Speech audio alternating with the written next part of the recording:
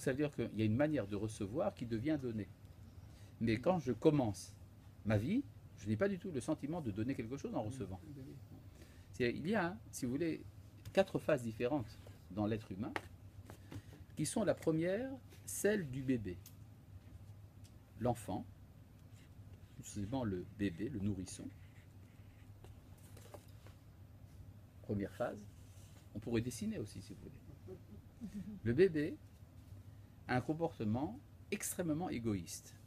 Il exige qu'on lui donne la tétée, qu'on lui remplace ses langes, qu'on change ses langes, et qu'on lui donne un peu de musique, de la chaleur, et qu'on le berce. D'accord? S'il ne reçoit pas ce qu'il demande, il hurle, il renverse la maison, jusqu'à ce qu'il reçoive ce qu'il mérite, ce qu'il demande. D'accord? Tout le monde adore cet enfant. Il est tellement mignon. Mais il y a un petit problème. Ce comportement transporté dans le monde de l'adulte, ça vous donne quoi? Un méchant. D'accord? C'est-à-dire que le bébé a exactement le comportement du méchant, du rachat, parce qu'il a ce qu'on appelle la volonté de recevoir pour recevoir. En hébreu, ratson, lekabel, almenat, lekabel. Il veut recevoir afin de recevoir. Mais comme c'est ça qu'on attend de lui, tout le monde l'adore et dit il est extraordinaire cet enfant. N'est-ce pas? Comme il est mignon. Après on passe à une deuxième phase. Du bébé on arrive à l'enfant. L'enfant, lui, on lui dit tu iras jouer dans la cour lorsque tu auras fini tes devoirs. Tu iras chez ta grand-mère quand tu auras rangé la maison, quand tu auras fait la vaisselle. Et donc, qu'est-ce que fait l'enfant? Il donne. Il donne pourquoi? Pour recevoir. Vous transportez ce comportement chez un adulte, ça vous donne un hypocrite. Un intéressé. Oui, un hypocrite, tout simplement. C'est-à-dire que l'hypocrite, oui, il a ce qu'on appelle une volonté de donner, mais c'est pour recevoir. Amenat les kabel. Mais comme c'est ça qu'on attend de l'enfant, tout le monde dit cet enfant est extraordinaire. Regardez comme il a bien fait la vaisselle, et donc on va l'amener au cinéma. D'accord? C'est-à-dire, il va recevoir parce qu'il a donné. D'accord? Mais c'est de l'hypocrisie, en vérité. Après, vous avez une troisième phase, c'est l'adolescence. Alors, l'adolescent, lui, est dans une phase assez difficile. Il devient idéaliste. Il ne veut que donner. Tu as demain ton bac de mathématiques, va dormir. Mais enfin, maman, je n'ai pas encore préparé les décorations pour le sniff du Bnei Akiva. Et donc, le Chodesh Irgun dit de toute façon, vous autres, mes parents, vous n'avez aucun idéal. Je m'en fiche de ces idéaux, va dormir, il faut que tu aies ton bac. Et ça finit mal, de toute façon, le lendemain matin, il n'arrive pas, il rate son bac, etc. D'accord? C'est-à-dire qu'il a la volonté idéaliste de donner pour donner. C'est en fait, si vous transportez ça dans le monde des adultes, c'est un fou. Ah, les caméras, les caméras. C'est un fou. Pourquoi c'est un fou? Parce qu'il se prend pour un dieu qui ne peut que donner sans recevoir. C'est le Créateur lui-même. Ça vous explique pourquoi, ça vous explique pourquoi dans l'histoire, des hommes qui se sont pris pour des dieux étaient en général des jeunes célibataires. D'accord? Il ne reçoit de personne, il ne veut que donner. Donc il se prend pour un dieu. Il y a ce qu'on appelle donc la volonté de donner pour donner. Ratson, la tête, almenat, la tête. Donc ça va mal chez les hommes. Jusqu'à présent, on voit que les phases sont très difficiles à passer. Et il y a la quatrième phase, qui est la réussite morale, c'est le tzaddik, mais ça ne marche pas toujours. Parfois, il y a un retrait vers ça ou vers ça. Mais ça peut être la phase de l'homme moral. Moral, selon le judaïsme, le juste, c'est celui qui a la volonté de recevoir pour donner. Ratson, les kabel, almenat, la tête. Il va recevoir, mais il reçoit pour des raisons idéales. Donc il a transformé ce mal qui est de vouloir recevoir, il a transformé en idéal. Il a accepté de recevoir. Et en acceptant de recevoir, il accepte donc sa condition humaine, il accepte ce que le Créateur a voulu de lui, vous appelez la complémentarité, et à partir de ce moment-là, il peut réussir sa participation à la volonté du Créateur. C'est-à-dire que quand il reçoit, en fait, il donne. Et c'est exactement ce qui se passe lors de la naissance. Et chez la femme, c'est encore plus fort que chez l'homme, parce que la femme porte en elle, pendant 9 mois, le fruit de sa grossesse, et donc elle va, en donnant naissance à la vie, réussir le projet du Créateur. Vous comprenez à quel point c'est le contraire du christianisme. Pour le christianisme, la naissance est un péché. Pour la Torah, la naissance est un tikkun. Donc elle a son cri de joie, elle dit « Va tomer kaniti ish et Hashem » et elle a donc dit « J'ai acquis un homme avec Dieu ». C'est plus clair maintenant? Juste un point, en quoi la naissance, C'est donner la vie. c'est le À partir- kabel almenat la tête. Oui, bien sûr. Qu'est-ce qu'elle reçoit, la femme? Elle a reçu l'amour. Elle a donné la vie. D'accord? Il y a donc ça explique ce que c'est que la maturité chez les juifs. Quand est-ce qu'on accède à la maturité selon les halakha?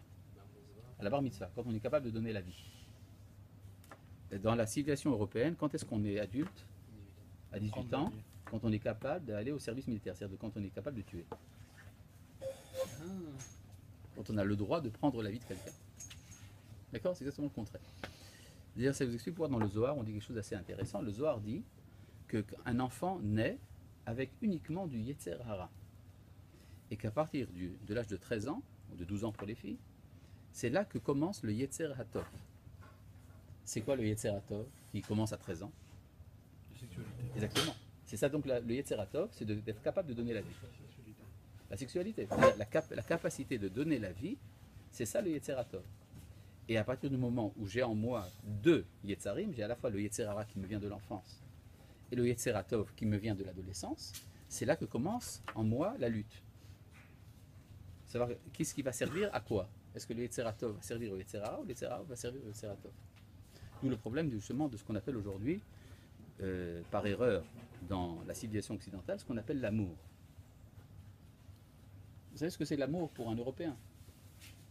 C'est le plaisir. C'est-à-dire, je me sers de l'autre pour mon plaisir. Tandis que l'amour, selon la Torah, je me sers de mon plaisir pour l'autre. C'est exactement le contraire. D'accord? D'où l'importance d'avoir des enfants. Maintenant, l'enfant, qui c'est l'enfant? Comment il s'appelle? Caïn. Caïn, n'est-ce pas? Il écrit Vateled et Caïn. Moi, j'aurais pas écrit comme ça. J'aurais dit- Exactement, j'aurais écrit elle a eu un enfant et elle l'appela Caïn. Mais la Torah ne dit pas comme ça. La Torah dit qu'elle a enfanté Caïn. Pourquoi? Parce que dès sa naissance, il est Caïn. Pourquoi il est Caïn? Parce qu'il est une acquisition. En fait, Caïn est un créateur dans son être. Il est créateur de parents. Il a fait de son papa et de sa maman, il en a fait des parents. Donc il est leur réussite. Il est en fait leur sauveur. Il est donc le Mashiach. C'est-à-dire, si tout marche bien, l'histoire doit s'arrêter là. D'accord? Ce qui prouve d'ailleurs que Adam et Chava étaient des juifs, puisqu'ils pensaient que leur fils était le Messie. Maintenant, Caïn affirme donc, sait qu'il est le centre du monde. Il sait qu'en fait tout tourne autour de lui, puisque c'est à travers lui que c'est fait, dans le fait même de son existence, le monde a un sens. Il n'a rien à faire pour que ça marche. Pourquoi est-ce que ça ne peut pas être Hat, la première fille, qui justement joue ce rôle? C'est elle qui a fait. de Oui, ça Caïn, pourrait être la première de fille aussi. Adam et Chava des parents. On parle pas trop Oui, des c'est vrai. filles, là. Comment? On n'en parle pas trop des filles. Non, on n'en parle pas. On va voir en filigrane, elles vont être très importantes, ces Ah, filles-là. bon, d'accord. Pourquoi en fait ça doit passer par le masculin? Parce que le masculin, c'est celui qui conserve la mémoire de l'identité. C'est le mot Zachar. Zachar qui veut dire Zecher, le souvenir. D'où cette habitude qu'on a souvent de donner le nom de famille du mari à la femme et pas le contraire. Pourquoi est-ce que la libération va passer par le masculin? Vous dites que le messianisme passe par le masculin, pas par le féminin. Oui, ça veut dire que. Non, ça veut pas dire que le messianisme raté va passer par le masculin. Parce que le masculin, c'est celui qui va donner la vie, Ouais. et le féminin, c'est celui qui va la recevoir. Donc la capacité de donner la vie est plus forte. C'est une dimension morale plus forte chez le masculin que chez le féminin. C'est lui donc qui peut transformer le monde, tandis que le féminin ne fait que recevoir la transformation du monde. D'accord? C'est pas symétrique. Mais on va voir que ça va échouer pour des raisons lamentables, et c'est pas pour rien que ça va apparaître. Donc Caïn se sait être le centre du monde, il sait qu'il est le centre de gravité de tout ce qui se passe, dans son être sans même le mériter. D'accord? Va Tosef la Ledet. Et elle ajouta d'enfanter. Sans grossesse. Si, c'est la même grossesse. Ils étaient jumeaux. Mais il est le premier apparu. Et juste après, apparaît la nouvelle naissance. Vatosef la Ledet. C'est quoi Vatosef? Elle a ajouté. C'est donc en trop. Ça ne sert à rien. Qu'est-ce qu'elle va enfanter? Elle a eu Caïn. Maintenant, qu'est-ce qu'elle va avoir? Pas du tout. C'est pas ce qu'elle a écrit. Et t'arrive, son frère. Ah bah oui. C'est-à-dire, la première chose qu'elle a eue, c'est le frère de Caïn. D'accord? Il va inviter Caïn à sortir de son centre de gravité pour devenir le frère de quelqu'un. Si je suis le frère de quelqu'un, c'est mon frère qui est important, pas moi. C'est la fraternité. La fraternité va m'inviter à sortir de mon égocentrisme pour m'occuper de l'autre. Et donc l'autre est en trop, c'est une vanité. Et Havel. Hevel veut dire une vanité. Il ne sert à rien. Au contraire, il va m'indisposer. Je vais devoir sortir de mon centre de gravité. Je suis détrôné en devenant frère. Comme je ne veux pas de frère, je vais devenir assassin. C'est-à-dire que l'assassinat de Hevel se trouve déjà à la naissance même de Hevel. C'est-à-dire, comme il ne veut pas de frère, en hébreu, Anilo, Rotse, Ach. Donc il va devenir Rotseach. D'accord? C'est-à-dire, il va refuser d'être le frère. Vous voulez dire que l'enjeu de Caïn, justement, c'est de réussir à être frère. Ils vont se disputer, d'ailleurs, on ne sait pas très bien pourquoi. Une des possibilités, justement, c'est à cause des filles en question. On va en parler par la suite. Mais en tout cas, il y a ici tout un problème. C'est que Caïn, maintenant, va devoir être le frère de quelqu'un. Je ne sais pas si vous savez, quand on demande à un enfant qui a un frère, on lui dit combien de frères tu as? Il réfléchit, il dit j'en ai un. Et ton frère, combien de frères a-t-il? Il n'en a pas.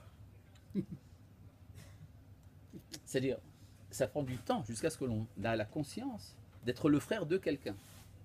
J'ai un frère, ça tourne autour de moi. Mais je ne suis pas son frère. Il n'y a pas de centre de gravité extérieur à moi. Un problème. N'est-ce pas? Oui. Donc. Je reviens sur cette idée masculin-féminin. En quoi c'est plus dur d'avoir un frère que d'avoir une sœur? Très simplement, parce qu'une sœur, ce n'est pas un frère. Une sœur, ce n'est pas, autre chose que. Non, c'est pas la réplique de ce que je suis. Il n'y a pas de rivalité. Il n'y a pas de concurrence, il n'y a pas de rivalité. C'est-à-dire, un homme, c'est un homme, une femme, c'est une femme, donc ils n'ont pas la même destinée, donc il n'y a pas de problème. C'est entre les semblables que les problèmes vont se poser. C'est ça que la Torah dit, tu aimeras ton prochain. Et le lointain? Le lointain, c'est pas difficile de l'aimer. Il est tellement loin. D'accord? Mais c'est le prochain qui est le problème. Tu sais, dans les évangiles, on a reproché aux juifs de dire que le prochain, c'est le juif. Mais justement parce que l'enjeu se trouve là. Moi, par exemple, j'aime tout Israël, sauf mon voisin. Mais c'est de sa faute. C'est parce que, à cause de ce comportement, je ne peux pas accomplir totalement la mitzvah de Ve'afta l'erecha kamocha. C'est de sa faute. D'accord? Vous comprenez? C'est le problème. C'est pour ça d'ailleurs qu'il y a toujours, en psychanalyse, on explique qu'il y a une rivalité entre le père et son fils, et pas entre le père et la fille. Au contraire, il y a, dans le complexe d'Oedipe, il y a une sorte d'alliance secrète, en filigrane, entre le fils et sa mère, entre la fille et son père. Parce qu'il n'y a pas de rivalité. Une complémentarité. D'ailleurs, le Maharal de Prague explique que le lien de la fille envers son père est plus fort que de fils envers son père. D'accord? Ce qui explique d'ailleurs, on explique chez les anthropologues que c'est l'origine de la circoncision. La circoncision serait une vengeance du père contre la rivalité de son fils. Et ça se traduit justement dans l'organe qui donne la naissance. Vous avez compris? C'est ça qu'expliquent les psychanalystes. Maintenant, ce que la Torah a fait de ça, la Torah a transformé ça en alliance. D'accord? Mais l'origine, disons, profonde de la chose, c'est une sorte de rivalité entre les générations. D'accord? Bon, alors essayons de comprendre un peu plus ce qui se passe ici. Vatosef la Ledet, donc elle a ajouté d'enfanter. Par définition, donc Rével est un surplus. Pourquoi entre la mère et sa fille? C'est la même chose. Il y a des rivalités mère-fille, ça c'est très fort. On connaît ça dans la littérature. Donc Vatosef la Ledet est Achiv. Et Rével. Et Havel. Vayi Hevel Roetson. Alors Hevel devint berger d'ovin. Pourquoi est-ce qu'il est berger? Il n'a pas de terre. Il est berger parce qu'il est responsable des autres. C'est-à-dire, Hevel est né. Comment est-ce que Hevel se considère lui-même? Il sait qu'il n'est pas le premier. Donc il sait qu'il est le deuxième. Donc s'il est le deuxième, il est responsable du premier. Il est responsable des autres. Généralement, c'est l'inverse.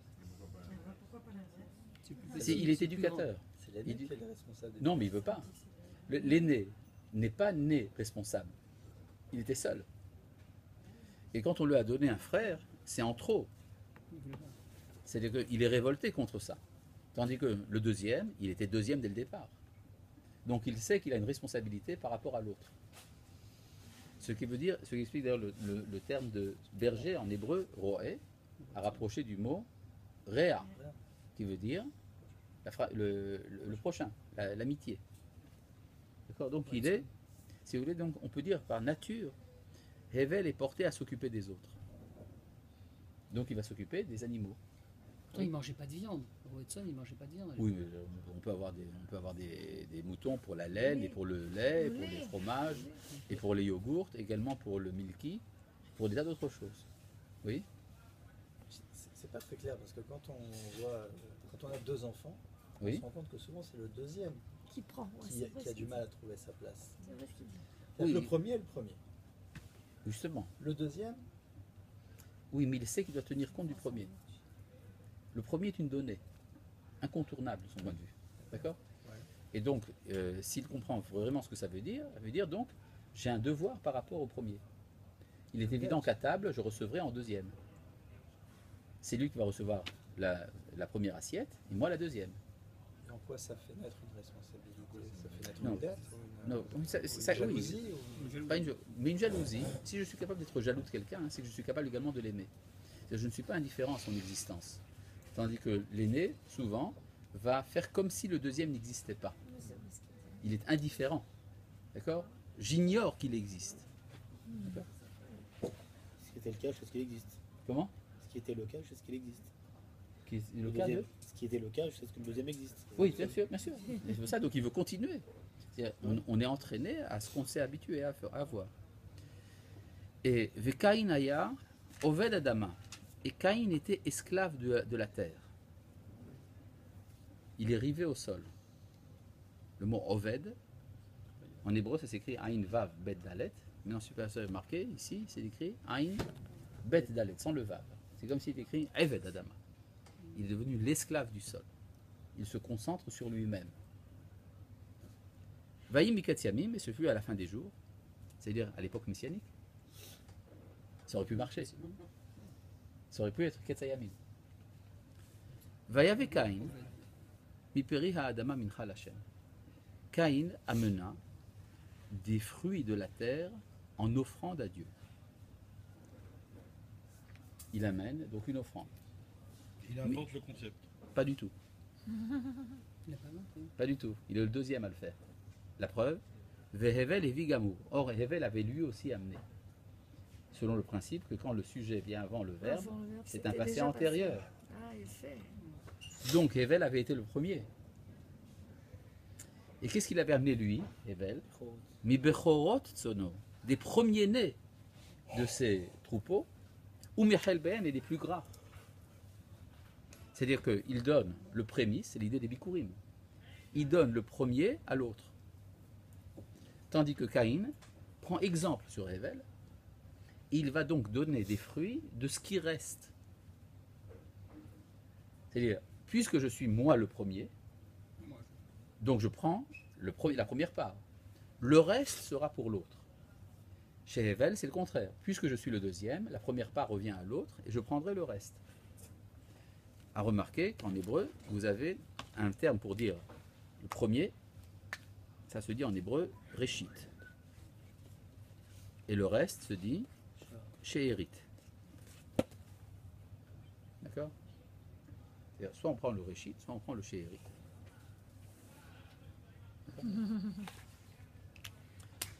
Et le résultat, et donc il y a un résultat moral, Vaïsha Hachem el Hevel vel minchato, Dieu agréa Hevel et son offrande, vel Kain vel minchato losha, quand auprès de Kain et de son offrande, il n'a pas agréé.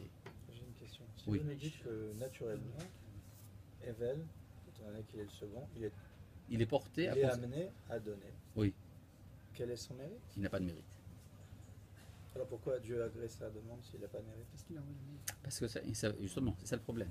Il agrée sa demande parce que dans le projet du Créateur, donner, c'est ça l'idéal. Mais en fait, il n'a pas encore de mérite. D'accord? Et donc, on va voir ce qui va se passer. Vayihar le Kain meod, cela fâcha kurusa beaucoup Kain, vaiplu panav, et sa face tomba. C'est-à-dire qu'il en a été affecté. Pourquoi s'il est en colère? Parce que Dieu n'a pas pris. Parce que Dieu a préféré Hevel à Caïn. Mais pourquoi est-ce que sa face tombe? Ça fait Sa fierté, sa fierté. De quoi il a honte? Il est désespéré en fait. Parce qu'il se dit, de mon être, je ne pouvais pas faire autrement. Par nature, je suis porté à considérer l'autre comme deuxième. Donc je n'ai aucune chance de m'en sortir.